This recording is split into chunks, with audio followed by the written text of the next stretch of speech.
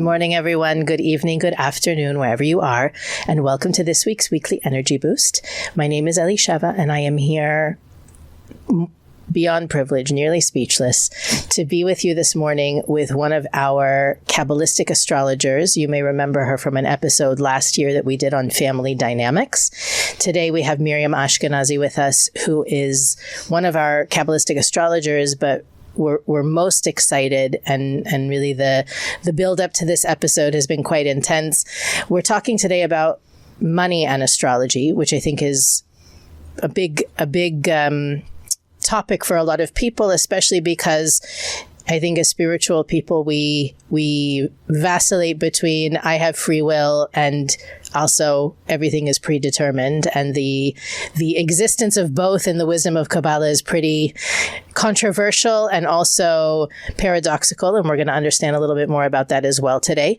We're focusing this week and next week, because this is actually part one of a two-part series. We couldn't pack it all into one episode, but even more so, Kabbalistically speaking, the calendar shows us that this weekend we have a particularly powerful opening in the cosmos to connect to the gifts of abundance and prosperity and success beyond logic, not the kind that we can calculate or track or predict, but really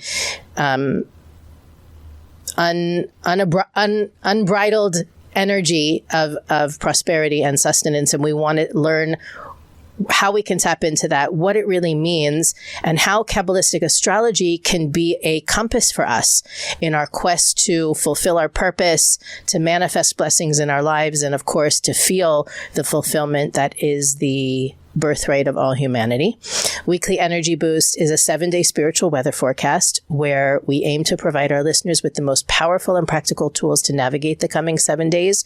We do that by gleaning through the wisdom of Kabbalah and also experiences. And that's one of the great things about having a Kabbalistic astrologer on the set, is that we get to learn from the readings, chart readings of thousands upon thousands of people. And inevitably, every episode offers really powerful and practical tools to navigate life any day of the week, any week of the year. And because we're focusing, we mentioned last week that we are now in the time of the year that the Kabbalists refer to as the weeks of narrowness, that we can be met with challenges. We also find that we have different islands of almost like a fountain of energy for us to tap into during that time. Obviously, as at the beginning, in a way, the one that's coming up this Saturday, it's the 27th day of the month of Cancer, and we have the opportunity to tap into this. So what that means is that the universe this week, and I think also next week, because Saturday is the day of the week that both manifests the energy of the week before it and is the seed for the week to come. So we really get 2 weeks of connecting to this beautiful energy, which is why we're doing a two-part episode. Two-part episode. And while on one hand, I want to dive in, I also want to make sure that for our listeners, we give context to what we're talking about. And I think the first place to begin is the difference between conventional astrology and Kabbalistic astrology. So to do that, I'm going to turn the mic over to Kabbalistic astrologer Miriam Ashkenazi. Thank you for being here, Miriam. Thank you. Thank you so much for having me. I'm so excited. I can't wait for what's going to unfold today. Okay, so Kabbalistic astrology, right? So we're basically talking, when you look at a Kabbalistic astrologer, it doesn't look at any different information than traditional astrologer. Okay, let's actually start from the idea that we're incorporating both wisdoms. We're incorporating Kabbalah and astrology. And actually, it's all starting from Kabbalah, because the Kabbalists tap into the wisdom of astrology for a different reason than traditional astrology. I mean, I know that people are familiar with the horoscope, or maybe even done a traditional astrology reading, or go online and you look about your sign. Further than that, where were the different planets in the time of your birth? And you learn about your personality. You learn about certain qualities. Maybe at some point you even learn how to predict a little bit your future, what's going to happen. You want to know when is a good time to do something, a bad time. But Kabbalistic astrology goes deeper than that. The intention to look at the cosmic alignments and to see what exactly is taking place in a precise moment, and specifically in your birth chart, the time that you were born, is so we can tap into the positive alignments and learn how to utilize it for the sake of our spiritual growth. So nothing is set in stone according to Kabbalistic astrology. We don't read a chart, or we don't look at the cosmic alignment in order to understand how to predict the future or to define us.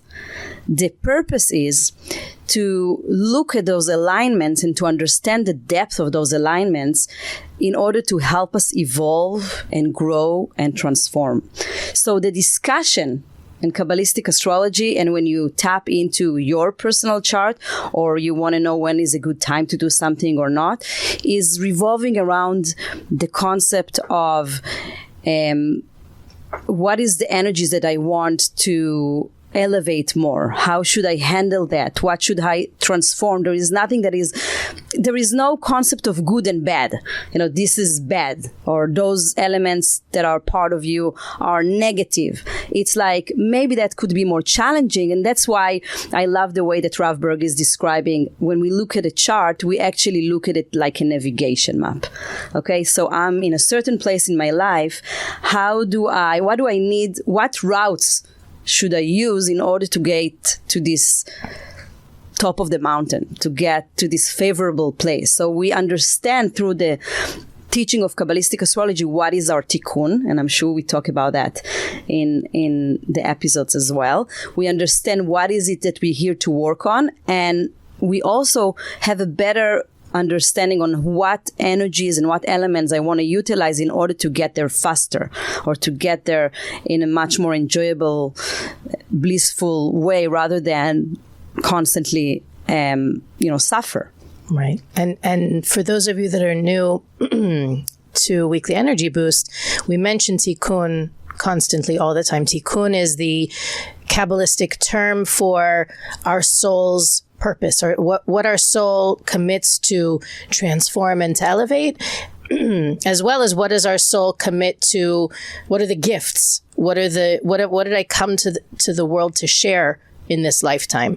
So one of the main reasons we use Kabbalistic astrology is to look at the potentiality of what I can transform, what are my strengths, what are the opportunities I have to elevate and I can use a very, very simple example. It may say, for example, in someone's chart, and I don't know how it says this, but let's say, a person has a particular gift for communication, writing, speaking, whatever it is. That doesn't mean that, at some point the clouds will part and rays of light will come down and the angels will bestow upon them this gift, but rather through different experiences in life, there actually may be challenges that result or that take place in order for those gifts to emerge. So what we see a lot in working with individuals is that behind a struggle, on the other side of the challenge, is the revelation of a gift. And you can find those things without a Kabbalistic astrology reading, but it's a lot easier. And one of the ways that I've used Kabbalistic astrology in my own life is actually to look at my children's charts and to understand what are their gifts and where they might struggle and how I can support them. But today we're looking at something actually a very specific angle and I don't mean to use the word angle, I know it means something else in astrology. We're looking at a specific approach. We're really trying to understand the concept of success and I don't want to keep using the words prosperity and abundance, but it really is about success. How we can use Kabbalistic astrology to understand, like you said, how to get to the top of the mountain and how that means something else for each individual. So how can our chart help us understand our relationship with money and success? Okay, so it's interesting. I don't know if everybody ever saw a chart but the structure of a chart is like a wheel, right? When you look at a wheel or you look at a circle, right? It's like, it's perfection. It has everything. So when you look at someone's chart, the chart is a wheel. They're divided to 12 parts that signify the 12 different aspects of life.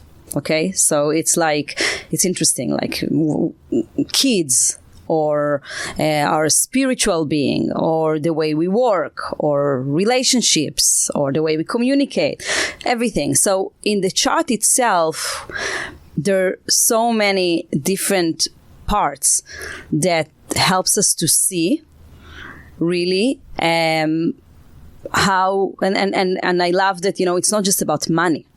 Right? You're talking about the top of the mountain. So for example, when you look at someone's chart, the top of their chart, the top of the wheel, what's going on at the top of the wheel tells you how this person should interact with their environment, what type of consciousness they should have in order to get to this peak, the most successful place. In astrological terms, it's called the Midheaven.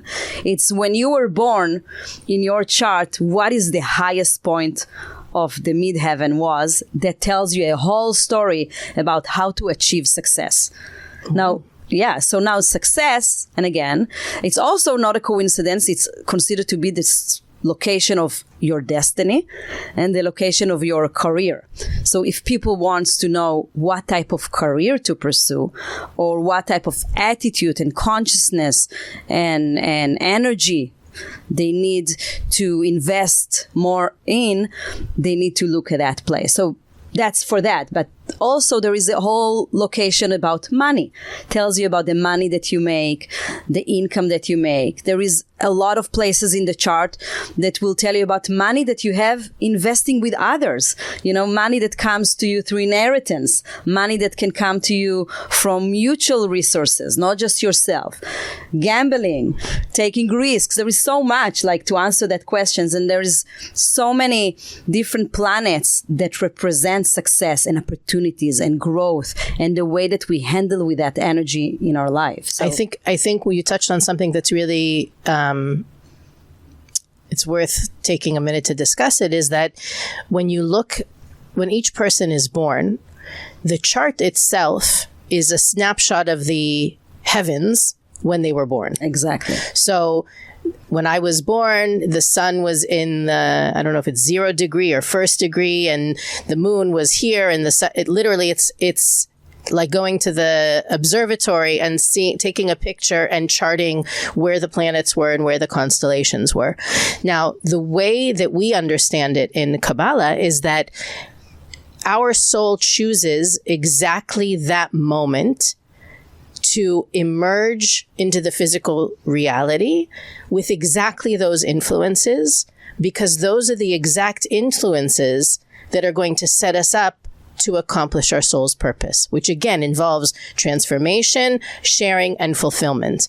So when we look at our chart, it really shows the potentiality of that person, not necessarily the actuality.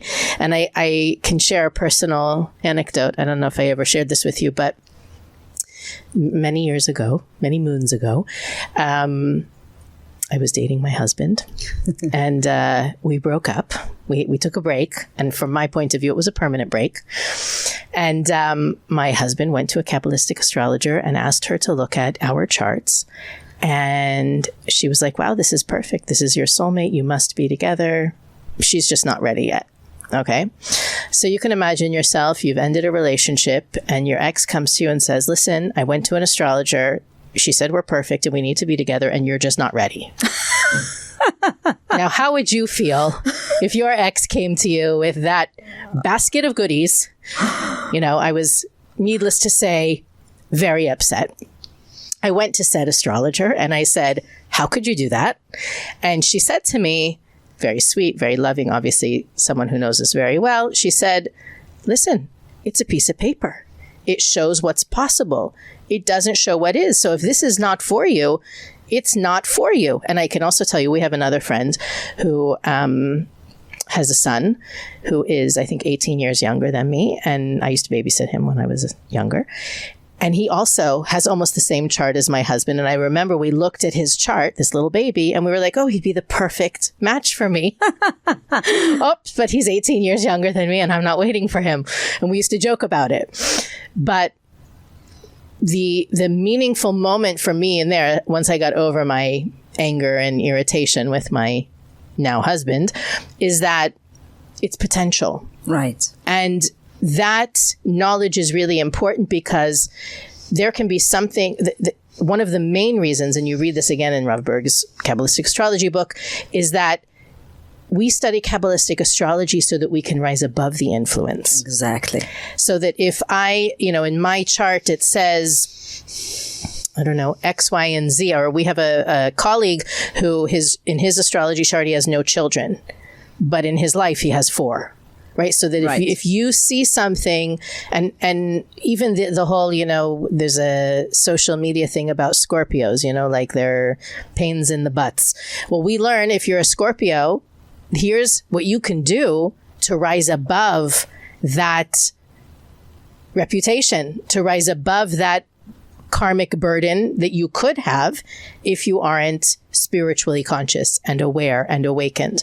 So it's really important to make sure that we, in everything we share today and in next week's episode, that you keep in mind that we're talking about the GPS. That you can plug in an address in your GPS into Waze or whatever, and it'll tell you 5 different ways to get there. Yeah. I want to actually add, when you said potential, actually the chart gives you more than that, because it's such a broader perspective. Yes, you see your potential, but many times people can also be attached to their potential but don't know why they don't make it, what stops them. And what's beautiful about viewing things through the perspective of the chart is that you also see past life. You also understand certain maybe issues or energies, karma, however you want to call it, the person accumulated, especially when it comes to money and success, that maybe stand in the way, that if you start to understand, you also know how to handle it, to access that potential that you have in your chart. So the beauty is also the therapy or the understanding, what do I need to do in order to get to this potential? It's not one dimension.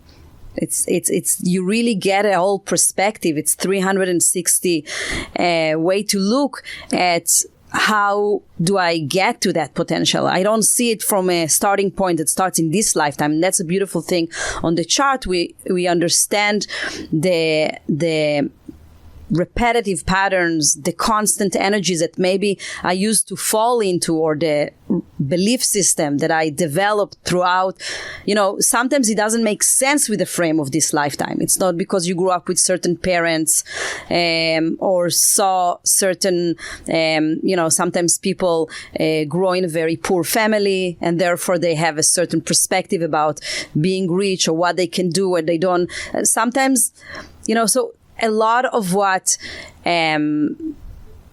stops us from succeeding or from making money or handling money or not having the right consciousness around it has to do with what we can learn from the chart that happened in other lifetimes. Can you give an example of something you've seen in someone's previous lifetime and how it affected this lifetime? Yes. I mean, you could see certainly if someone went through traumas and came from times, if you think about, the time of the Holocaust or the time grew up in different eras and different areas of the world and in different family settings, that they never had the opportunity to really tap into their potential. And you see certain traumas that accumulated and that comes with them into this lifetime. And I mean, I saw that and their potential, when you look at their potential, it's like tremendous potential. Like they have all the perfect alignments to be successful. So really what stands in the way, it's nothing that is in the 1%, that in this physical world that they don't do, it's something in their belief system. And I saw that the moment, and what I like about Kabbalistic astrology is that maybe you can identify something, but after you identify it, you can use so many different Kabbalistic tools and other modalities to help you to overcome that wrong perception that you don't understand where it's coming from. But when you start to understand where it's coming from and working to change it and shift it, you start experiencing amazing success. So it happened many times in the charts that people recognize this and start to do the right work, the right affirmations, the right meditations to start to overcome those, wrong perceptions that they have from something that they didn't really experience in this lifetime. Consciously, that it's something that's like programmed from so far in the past that they couldn't possibly and they remember. start a process of cleansing. And then when they cleanse what? They start a process of cleansing their mind from all those perceptions they're not even aware that they have from those previous lifetimes, from the traumas that they accumulated, living in a certain time or seeing their parents handling things in a certain way. So there is a lot of examples like that, and then people are able to access that potentially. Do you ever find, or maybe I should ask even before that you can see in a chart what a person's ideal profession would be? I'm always reluctant from being so, again, we said it's not one dimension, but right. But I'll give you an example. I think this is really beautiful. There is the houses of money in the chart. Now I'm talking technicality, but I'll explain. It's focused on the 2nd, 6th, and the 10th house. It's like a triangle. It's a connection. And always those houses will open with a sign, the sign that opens it, that is in a certain element. So we know in astrology that there are 4 elements: air, water, earth, and fire. And there are 3 signs under each element. So the person's the element that rules the houses of money, success, career, and work, those are the houses, gives you an idea to the type of energy or profession the person should choose. In traditional astrology, they would tell you the sign of your midheaven, the top, can tell you about what profession you should pursue. But when you say even what profession you should pursue, you should pursue it for success, for happiness. So let me go one further step with that. It's not just that you need to. In Kabbalah, we don't necessarily look at the profession that you need to pursue. It's the consciousness, the energy, your attitude that you want to put in any profession that you pursue for success. So I'll give an example. Okay, for example, someone has the house of career and the midheaven sign in Pisces. Pisces is a water sign. We know that they need to activate the energy, the positive energy of the sign of Pisces, the spiritual elements of Pisces, in order to succeed. Now, if you go by traditional astrology, maybe they will tell you should be an artist.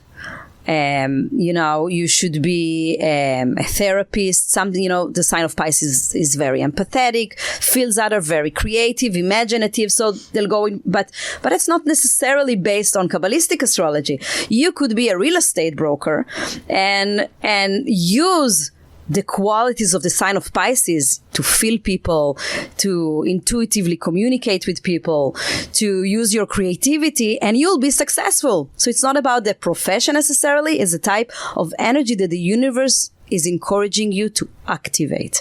And it's to activate in your career, but it's activate also in the way you handle money. Because remember, now if someone's midheaven is in Pisces, he will have the 2nd house and the 6th house that connected to money and work and career too, also in water sign.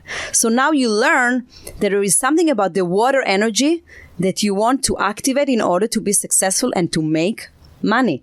So maybe, yes, you need to use your intuition more. Maybe you should avoid also certain things, because the water signs are also aligned to the element of fear, and are very afraid of taking risks. So those are the things to work on if you want to be more successful and make more money. So like we can investigate every of the elements if you're interested, but that's interesting. Like, what are the energies? So it's energies. That's why I said everything in its essence, it's energies. It's not like bottom line, the type of profession. It can be, but it's more than that. Yeah. It's interesting. I mean, I've always been very attracted to astrology, and every time I hear you talk, I realize there's so much more that I don't know. The more you know, the more you realize you have no idea. Right. But I think for one of the ideas that we're trying to awaken this week is the idea that there is so much more than what we know and what we've experienced. Right. And I feel like I've had my chart read 1 million times. Every time I learn something new and I hear something that I never considered before. Right. And when I'm listening to you talk about a person's potentiality for success and for abundance and all these things, and you hear stories about people who are successful in whatever industry, it's because they did something that wasn't done before. And I hope that all of our listeners are thinking even for themselves this week. It's not no matter how many things you've tried in life, you haven't tried it all. Right. There's always something else, another thing that you can do, another perspective you can take, someone else that you can learn from. And one of the things that Kabbalah emphasizes, no matter what aspect of Kabbalah you look into, is that our consciousness is what determines our reality. So it doesn't matter if you're looking at, I think you hear it from a lot of people, right? They study one thing, and sometimes they study what they study because their family expects them to, or because they liked it. I know someone who studied finance, was very good at it, and literally when they finished school did nothing with it ever at all, and is in a completely different field now. That's very common because as we are humans, we cling to what we know. And the energy of this week and next week specifically, and that's really the opportunity that we wanted to share with our listeners, is to imagine if this week, and maybe we can make it like a 2-part homework. Imagine if this week you can complete a chapter in your life. It doesn't matter. It doesn't even have to do with work and career, but there is an energy that's supporting us to close one book or one chapter, and next week begin a new chapter with the support of, there's one of the things we learned in Kabbalah is about, when a person leaves the physical reality, on the day that they leave, the essence of everything that they accomplished in their life, all of the wisdom they revealed, all of the energy they revealed, everything that they overcame and transformed is accessible on the day that they left the physical reality. And that's the main reason that we have this cosmic window, is because it's the day on which Joseph, from the Bible Joseph, he left the physical reality. And because he represents, Kabbalistically speaking, that energy of Yesod. Yesod, when you look at the tree of life, the diagram of the tree of life, it's the sphere just above the final one. It's the 9th one. There's 10. And it is the funnel. It is the conductor or the channel that pushes all of the light of the Creator into the physical reality. So it's really this week and next, we are being given this support to go to the next level in being a channel in our own lives. Channel for abundance, channel for wisdom, channel for prosperity, channel for ideas, creativity. There's no limit. And I think for a lot of us, being open to channel also means letting go of what's blocking us. And the Kabbalists use the metaphor of, if you have a cup, let's say you have an 8-ounce paper cup, that 8-ounce paper cup can hold 8 ounces of water. And if you want it to hold more, you've got to excuse me, you've got to pour out the water, and then you can fill it up again. The Kabbalists say that if you cut off the bottom of the cup, that cup can hold infinite amounts of water.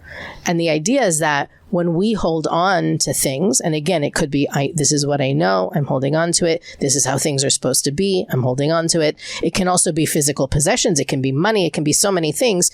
When we start to let go, we're not talking about throwing away, but we're talking about letting go, being detached, being open to being guided, we can receive so much more. And that's really the main lesson of this week. So as we finish, we're going to continue the conversation next week and maybe get into more of the specifics of how using our chart can influence the choices that we make and unlimiting our potential in an even greater way. Let's think this week about the things that we can detach from, the unfinished business, the cycles that we can close, the chapters we want to complete, just really putting a stop here, and then next week beginning a new way. I don't mean quitting a job and starting a new job next week. That's actually something that the Kabbalists would say you shouldn't do in this time, but it's really more energetically with our mind, with our thoughts, with our beliefs, what beliefs or what habits are don't serve me anymore, and I'm doing these things, or I'm thinking this way just because I've always thought this way, or I haven't learned another way, and really being open in the coming weeks to shifting into a new perspective, receiving things differently, using them differently, channeling them differently, and we'll pick up where we left off next week, and we'll see where our success is gonna take us. I do want to make also the point that we have a special discount for our listeners on Kabbalistic astrology readings this week and next week. So I want to make sure that everybody pauses, or I guess you can look in the description of the episode, or you can go to weeklyenergyboost.com, click the link, use the coupon code that we have there for our listeners, and you can have, I think it's a 20% discount for Kabbalistic astrology readings of all kinds. So take advantage of that opportunity and use this opening to open yourself up to another way to get to the top of the mountain. We'll talk more about that next week as well. Weekly Energy Boost is available on all podcast platforms, YouTube, Facebook, and Instagram. You can go to our website, weeklyenergyboost.com, get the link in the coupon code for the astrology reading, as well as find out more about the different things we've been talking about the last few weeks. We also want to encourage you to share this episode, rate and review it. That's how we end up in the hands of more listeners, making more of a difference in the world. And Miriam, thank you for partnering with me on this. I'm very excited to see where next week takes us as well. Thank you. Thank you. And we'll see you next week on the Weekly Energy Boost.